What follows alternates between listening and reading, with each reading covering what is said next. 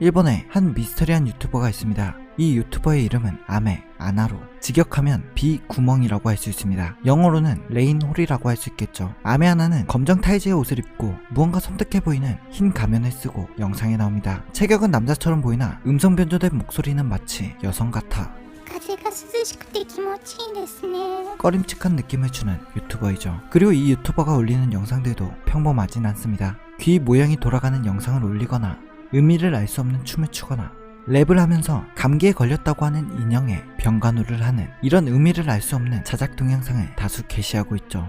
하여 이런 점 때문에 아메아나 채널은 일본의 절대로 검색해서는 안 될 검색어에 위험도는 낮지만 당당히 한 자리를 차지하고 있습니다. 그리고 2020년 10월 30일 한 영상이 많은 조회수를 얻으며 화제가 되었고 많은 일본 사람들이 아메아나의 정체를 궁금해하기 시작했죠. 아메아나를 다크일기 유튜버로 유명하게 만든 이 영상은 미스터리한 건축 설계도에 관한 것이었습니다. 한국에서도 커뮤니티나 부동산 유튜버가 다뤄 조금은 유명해진 내용이죠.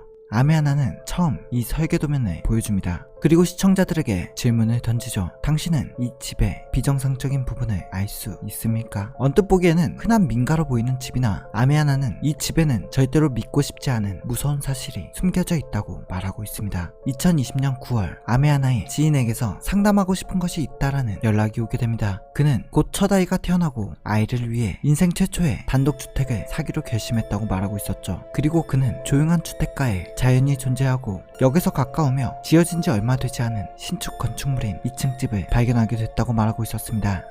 그에겐 굉장히 이상적인 집이었죠. 그러나 그는 집에 있는 한 가지 공간 때문에 집을 사는 것을 고민하게 됩니다. 그 부분은 바로 이 부분이었죠. 집 1층에 부엌과 거실 사이에 수수께끼 공간이 있다는 것입니다. 부동산에 물어도 명확한 답을 얻을 수 없었고 뭔가 꺼림칙한 느낌의 오컬트를 좋아하는 아메아나에게 상담을 요청한 것이죠. 아메아나 또한 수수께끼의 공간에 흥미가 동했고 아메아나는 자신이 알고 있는 건축 설계사에게 상담을 해보기로 합니다. 그리고 이어진 건축 설계사의 추론은 충격적이었죠. 설계사는 이 공간은 의도적으로 만들어진 공간이라고 말합니다. 본래 설계 시 필요하지 않은 두 개의 벽을 세워 일부러 공간을 만들었다는 것이죠. 이 두 개의 벽만 없다면 수수께끼의 공간 자체가 태어나지 않았을 것이고 부엌 또한 넓어지게 되니 부엌을 좁혀가면서까지 여기에 벽을 세워 이 공간을 만든 것은 이 공간이 필요했다라는 결론이 된다는 것입니다. 그렇다면 한 가지 의문이 생기게 되죠. 이 공간이 왜 필요했을까? 건축 설계사는 여기를 수납 공간으로 활용할 예정이지 않았을까 라고 추측합니다. 예를 들어 거실 쪽에 문을 만들면 옷장으로 사용이 되고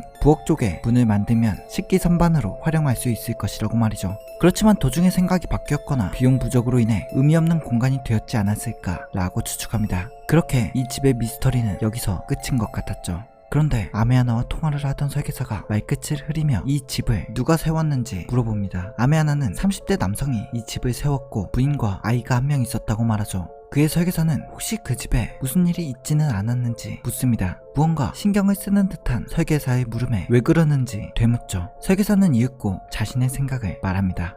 처음 이 집의 모습을 보았을 때 상당히 이상한 집이라고 느꼈다고 합니다. 그리고 설계사가 지적한 부분은 1층이 아닌 2층의 구조였죠. 그렇게 본 2층의 구조는 확실히 독특한 점이 있었습니다. 특히 아이가 생활했다는 방이 상당히 이상했죠. 아이의 방으로 들어가기 위해서는 3개의 문을 지나야만 했고 문의 위치도 상당히 이상하다고 말합니다. 2층으로 올라와 아이의 방으로 들어가려면 상당히 돌아서 들어가야 한다는 불편한 구조를 가지고 있다는 것이죠. 계단 쪽에 문을 하나 붙이면 끝나는 것인데 말입니다. 설계사의 말은 계속해서 이어집니다. 아이의 방은 특이하게 중간에 위치해 있는데 창문이 하나도 없는 것이 이상하다. 가운데에 방이 있어 햇빛이 들어오지도 않을 것이고 그리고 더 이상한 점은 아이의 방에서만 갈 수 있는 화장실 또한 창문이 없다는 것이다. 설계사 말대로 본 아이의 방은 정말로 특이했습니다. 설계사는 이러한 구조를 보고 과보호라고 말하기에는 아이를 철저하게 자신의 관리하에 두고 누구에게도 아이를 보여주고 싶지 않아 하는 느낌이 든다고 말합니다. 그리고 이런 점을 바탕으로 아이의 방 앞에 있는 침실은 더블 침대가 놓인 것으로 보아 아마 부부의 침실일 것이라고 예상하죠. 그리고 샤워실과 서양식 방의 배치를 보고 부부 관계에 대해서도 추측합니다. 아마도 샤워실 옆에 세면대가 있는 서양식 방은 탈의실도 겸하고 있을 것이라고 추측이 되는데 그러면 탈의하는 모습을 침실에서 훤히 볼 수 있다는 것이죠. 그런 점에서 부부의 관계는 굉장히 좋았을 것이라고 추측합니다. 사이가 좋은 부부와 격리된 아이, 굉장히 집의 구조가 언밸런스했죠. 그리고 또 한 가지 이상한 부분이 있었습니다. 2층에는 예성외로 창문이 많았습니다. 총 9개의 창문을 가지고 있어 이 건물을 밖에서 본다면 꽤 개방감이 있어 보이는 건물 건물이었죠. 그런데 아이의 방과 마찬가지로 창문이 없는 곳이 존재했습니다. 샤워실이 있는데 불구하고 따로 있는 욕실의 존재였죠. 그리고 창문이 없는 아이의 방과 욕실은 소름 돋게도 1층의 의문의 공간과 겹치는 곳이었습니다. 1층과 2층의 도면을 겹쳐보자 창문이 없는 두 곳을 꼭 이어주는 공간처럼 보인다는 것이죠. 그의 아메 하나는 혹시 1층의 이곳이 창문이 없는 두 곳을 이어주는 통로이지 않을까라고 추측을 합니다. 예를 들어 2층의 아이의 방에서 1층의 의문의 공간을 통해 2층의 욕실로 갈 수 있는 통로 말이죠. 무슨 목적 때문에 이 통로를 사용하고 있었고 평상시에는 선반을 올려두어 통로를 가리고 있다. 하지만 통로라고 하기에는 어린 아이만 통과할 만큼 구멍이 조금 작아 보였고 아메 하나는 역시 억측이라고 생각하게 됩니다. 그런데 이런 생각을 들은 설계사는 한 가지 의문을 품게 되죠. 아이의 부모님은 2층에 침실에서 자고 아이는 아이의 방에서 자는데 1층의 이 침실은 누구의 것일까? 아마 손님을 맞이하는 게스트룸이 아닐까 라고 추측을 하고 이 집에는 손님이 빈번히 있었을 것으로 추측합니다. 그리고 설계사는 손님, 창문이 없는 아이의 방과 욕실, 통로를 중얼거리며 망상일 수도 있겠지만 한 가지의 스토리가 보인다고 하죠. 이 집에 살고 있는 것은 부부와 아이 한 명, 그리고 아이는 어느 목적을 위해 아이의 방에 갇혀있다.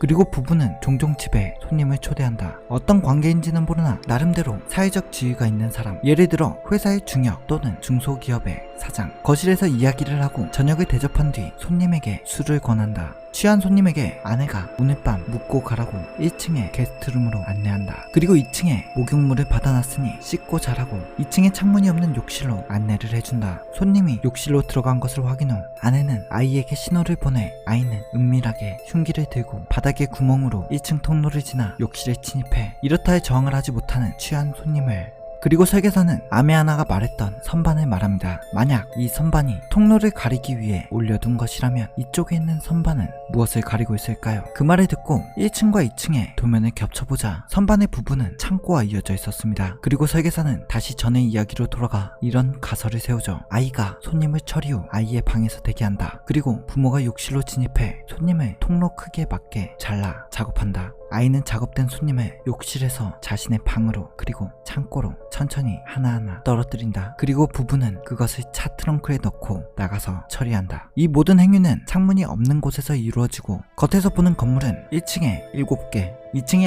9개의 많은 창문의 개방감으로 겉에서 보기에는 안에서 이런 일이 발생하는지는 꿈에도 상상하지 못하는 건물이라는 말을 설계사가 하고 있었죠. 즉 킬러 일가의 집일 것이라고 말입니다. 설계사는 너무 망상이 지나쳤다며 전화를 끊었지만 이런 말을 들은 아메 하나는 경찰에 신고를 해야 하나 지인에게 이런 말을 한다고 믿어줄까 하는 고민에 빠집니다. 그때 지인에게서 전화가 걸려오죠. 지인은 다행히 그 집을 사지 않는다고 말합니다. 아직 아무 말도 하지 않은 아메 하나는 왜 집을 사는 것을 그만두었는지 지인에게 묻죠. 그의 지인은 아침 뉴스를 못 보았느냐고 말합니다. 그 집 근처에서 토막 시체가 나왔다고.